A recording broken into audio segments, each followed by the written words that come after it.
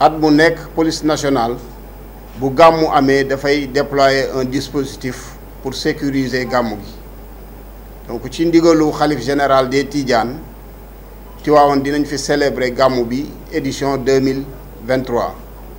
loolu moo tax police nationale depuis weer mu ngi nii mu commencé def ay opération de sécurisation ci wàllu gàmmu gi aussi mu teg un dispositif boo xam ni dana mën a sécuriser taalibe yi ñu ñëw gàmmu ci jàmm ñibbi ci jàmm bañ a am benn jafe-jafe ci opération de sécurisation yooyu police nationale commissariat urbain bu Tivaouane mi ngi ci ànd ak groupement mobile d'intervention jàpp nañ ci lu mat téeméer ak juróom-ñetti fukk ak juróom-ñaari nit ci biir opération yooyu téeméer ak juróom fukk ak juróom-ñett ñu ngi leen jàpp lu ñuy wax vérification d'identité saytu seen identité fukk ak benn ñu ngi leen jàpp pour li ñuy wax nécessité d'enquête gën a xóotal enquête yi pour xool ba xam parce que amoon nañu ay soupçons peut-être ci ñoom benn nit koo xam ni dafa naan di tërëf jàpp nañ ko ci ak ñaar ñoo xam ni dañ doon dawal oto te yorewuñu permis ak ñeenti nit yoo xam ni dañu jël alalu jaambur maanaam lu ñuy wax vol simple keneen ki da doon waaj jël alalu jaambur keneen ki lu ñuy wax flagrant délit de vol maanaam dañ ko jàpp en flagrance muy jël alalu jaambur ak ñaar ñoo xam ni dañu yore woon maanaam oto di sàcc alalu jaambur pour daw jàpp nañ ci ñeenti nit yoo xam ni dañ doon jëfandikoo sinébar ci loolu ñu ngi saisir 125 grammes de chanvre indien mu ñuy wax chanvre indien ñu ngi ci saisir téeméer ak ñaar fukk ak juróomi grammes produit cellulosique li ñuy wax moom la ñuy jëfandikoo pour gaz ñu ngi ci saisir ñu ngi ci jàpp juróomi nit ci wàllum sécurité routière maanaam dem beeg dikk bi ak gérer accident yeeg yu ni mel police nationale saisir na ñaar téeméer ak juróom fukki pièces ci loolu mu immobiliser ñaar fukk ak benn oto immobiliser également fukk ak juróom benni moto wàllu gàmmu gi sécurité bi nga xam ni moom lañ ci fas yéene def ni ko police nationale daan defee saa su ne mooy fexe ba nit ñi seen alal ñoŋ fexe ba nit ñi aussi bañ a am benn jafe-jafe ci seen yaram sécuriser seen yaram mais également fexe ba dem beeg dikk bi gën a yëwan beneen bi également mooy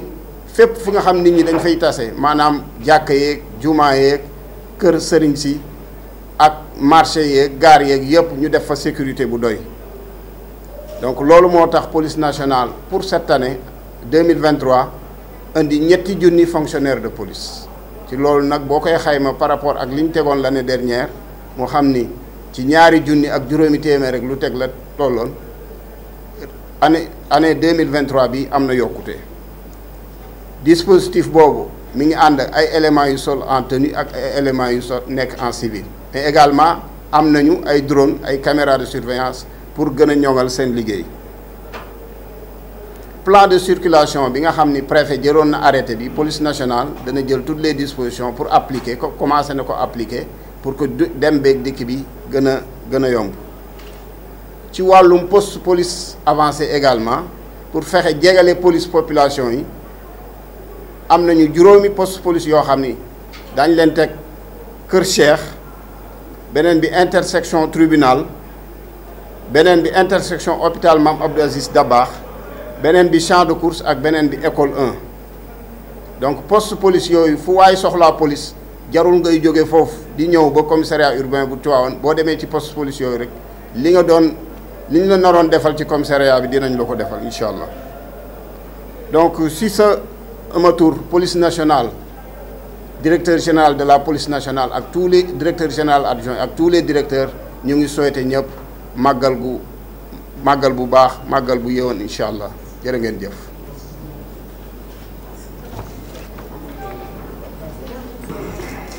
C'est bon.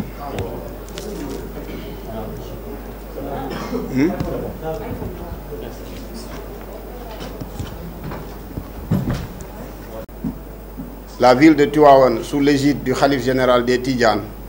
va célébrer le Mawlud prévu pour cette année, le 27 septembre 2023. Pour les besoins de l'événement, elle sera le centre d'attraction de milliers de pèlerins venus commémorer l'anniversaire de la naissance du prophète, paix et salut sur lui.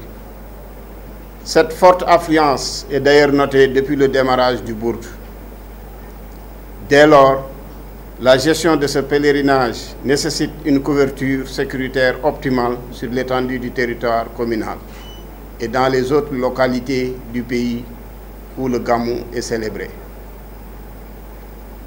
Pour ce faire, la police nationale va déployer un dispositif qui s'articule ainsi qu'il suit. Il y a eu d'abord les opérations de sécurisation pré-Gamou. Concernant ces opérations, les éléments du commissariat urbain de Tivaouane, renforcés par un détachement important du groupement mobile d'intervention, ont mené plusieurs opérations de sécurisation depuis le début du mois de septembre.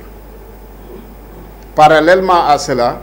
un dispositif de sécurisation du bourg est mis en place depuis le démarrage. En outre, des opérations de désencombrement des grandes artères et voies de circulation de la ville ont été effectuées en relation avec la municipalité. Les opérations de sécurisation ont donné les résultats ci-après. Au total, 187 individus ont été interpellés pour diverses infractions. 158 pour vérification d'identité, 11 pour nécessité d'enquête, 1 pour ivresse publique et manifeste, 2 pour conduite sans permis de conduire, 1 pour vol, 1 pour tentative de vol, 2 pour flagrant délit de vol, 2 pour vol en réunion avec usage de moyens de transport, 4 pour détention et usage de chanvre indien avec une quantité de 125 grammes et 9 cornets saisis. 5 pour détention et usage de produits cellulosiques avec 11 bouteilles de diluant de 50 millilitres saisies. En ce qui concerne la sécurité routière, 250 pièces ont été saisies, 21 véhicules mis en fourrière, 16 motos immobilisées. Concernant la couverture sécuritaire du Mawlud proprement dit, il s'agira principalement pour la police nationale d'assurer la protection des personnes et des biens, de sécuriser les mausolées, les domiciles des chefs religieux, les lieux d'affluence, de veiller à la fluidité, à la mobilité urbaine. Pour le Mawlud édition 2023, à Tivaouane, la Direction générale de la police nationale a engagé un effectif de 3000 éléments, ce qui constitue une montée en puissance par rapport à l'année dernière où 2521 éléments ont été engagés. Comme dans tous les grands événements et en appui au dispositif classique, plusieurs caméras de surveillance et des drones seront déployés pour la couverture sécuritaire. Pour le plan de circulation, toutes les dispositions ont été prises pour une application de ce plan conformément à l'arrêté préfectoral. Et pour une meilleure prise en charge des besoins sécuritaires, la police nationale a mis en place plusieurs postes avancés dans certaines zones stratégiques de la ville. Il s'agit notamment de l'espace public du quartier Kercher, à l'intersection du tribunal d'instance de la ville, à l'intersection de l'hôpital Mam Abdoul Aziz Sy, Dabakh, au champ de course et devant l'école 1. Ces postes avancés auront le mérite de rapprocher la police nationale des populations et réduire ainsi les délais d'intervention. C'est pourquoi nous appelons toutes les populations à plus de coopération et au signalement de tout fait susceptible d'intéresser la police nationale. Par ma voix, la police nationale vous souhaite un très bon Gamou.